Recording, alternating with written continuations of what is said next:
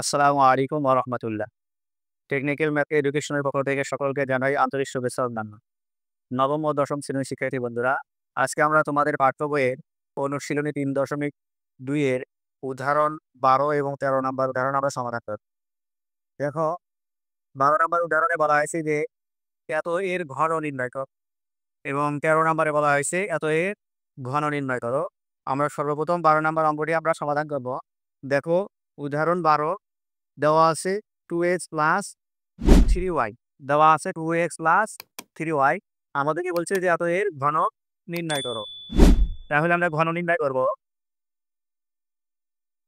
2x plus 3y।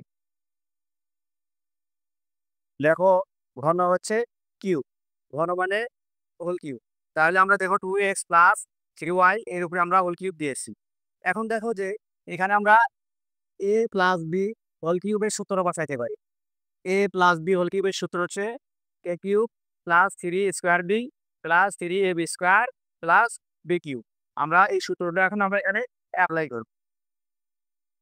তাহলে এই সমান হচ্ছে 2x a কিউব, সূত্রে বলা হয়েছে যে a কিউব, তাহলে a সমান হচ্ছে 2x, এর উপরে আমরা কিউব দেব। এরপরে প্লাস 3 স্কোয়ার, a মানে 2x, এর উপরে আমরা স্কোয়ার দেব। এরপরে ইন্টু বি মানে হচ্ছে 3y, এরপর plus 3a b square plus b cube. দেখো, আমরা just a plus b whole কিউবের সূত্র বসিয়েছি। a প্লাস বি হোল কিউবের সূত্র বসিয়েছি।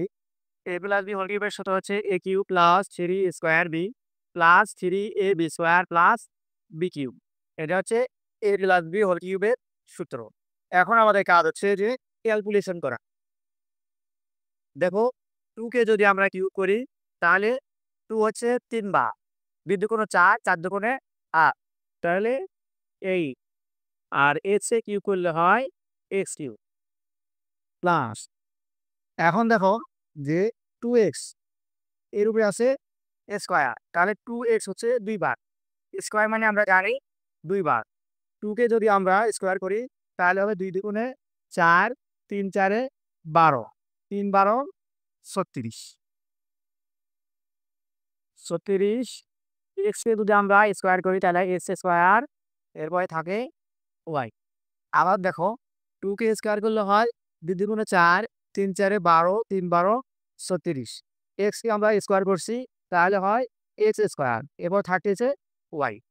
এরপরে আসো প্লাস, দেখো 3y এর উপরে আসে স্কোয়ার, তাহলে 3 2 বার, 3 3 কে 9, 9 দ্বিগুণে 18, 3 18 54, 54 x y স্কোয়ার।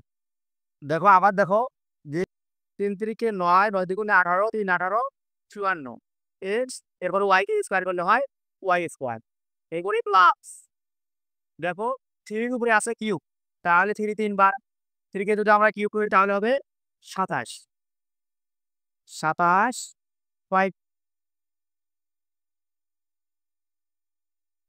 এটাই আমাদের কাঙ্ক্ষিত অ্যান্সার। দেখো, আমরা এখানে জাস্ট সূত্র বসিয়েছি a প্লাস বি হোল কিউবের সূত্র। a প্লাস বি হোল কিউবের সূত্র হচ্ছে a cube plus 3 square b plus 3ab square plus b cube. এই সূত্রটা আমরা জাস্ট এখানে অ্যাপ্লাই করেছি। এখন এরপরে আমরা ক্যালকুলেশন করেছি, এটাই আমাদের কাঙ্ক্ষিত অ্যান্সার। 12 নম্বরের পরে এবার আমরা 13 নম্বর ধারণটি সমাধান করব। দেখো, 13 নম্বরে বলা হয়েছে যে 2x মাইনাস ওয়াই এর ঘন নির্ণয় করো। তাহলে আমরা লিখে নিয়েছি যে দেওয়া আছে 2x মাইনাস ওয়াই, এত এর ঘন, এত এর ঘন। তাহলে আমরা এখানে লিখে দেবো যে এর ঘন।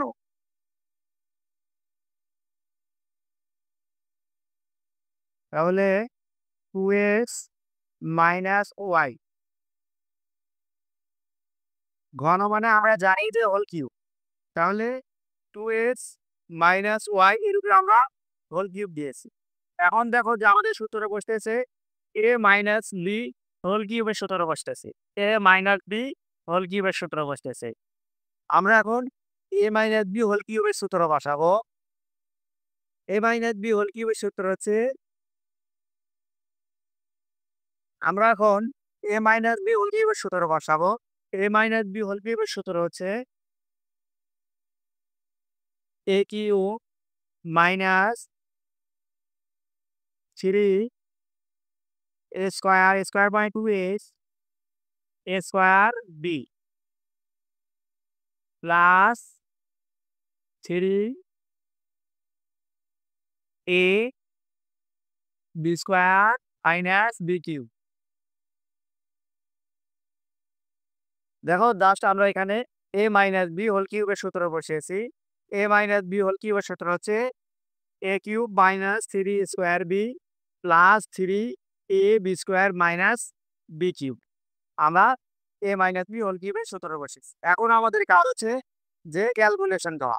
তাহলে 2কে যদি আমরা কিউব করি তাহলে হচ্ছে যে এই এক্সকে যদি আমরা কিউব করি এক্স কিউব মাইনাস 2 দুগুণে 4 3 4 12 12 এক্স স্কোয়ার ওয়াই। আবার দেখো 2 উপরে আছে স্কোয়ার, তাহলে 2 দুগুণে 4 3 4 12 এক্স কে স্কোয়ার করলে হয় এক্স স্কোয়ার আর থাকে ওয়াই। এরপর প্লাস দেখো 3 দুগুণে 6 x y square 6 x y square minus y cube. এটাই আমাদের কাঙ্ক্ষিত অ্যান্সার। দেখো অঙ্কটা বেশি কঠিন নয়। আমরা এই টাইপের অঙ্ক আমরা মূল অনুশীলনীর মধ্যেও অঙ্ক করে আসছি।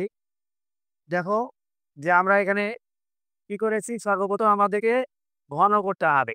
এখানে ঘন মানে কিউব, আমরা কিউব দিয়েছি। একে আমরা এ মাইনাস বি হোল কিউবের সূত্র বসিয়েছি। এ মাইনাস বি হোল কিউবের সূত্র বসিয়েছি। এ মাইনাস বি হোল কিউবের সূত্র হচ্ছে a cube minus 3 square b plus 3 a b square minus b cube. এরপরে আমরা ক্যালকুলেশন করেছি। এটাই আমাদের কাঙ্ক্ষিত অ্যান্সার। শিক্ষার্থী বন্ধুরা, আশা করি তোমরা এই উদাহরণ 12 এবং 13 খুব সহজেই বুঝতে পারছো। কারণ তোমরা যেভাবে সহজে বুঝতে পারো সেই নিয়মগুলোই আমি অঙ্কের মধ্যে অ্যাপ্লাই করে থাকি, যেন তোমরা সহজে বুঝতে পারো। অঙ্কটি দেখে যদি তোমরা কিছু পরিমাণে উপকৃত হও তাহলে আমার চ্যানেলটি সাবস্ক্রাইব করবে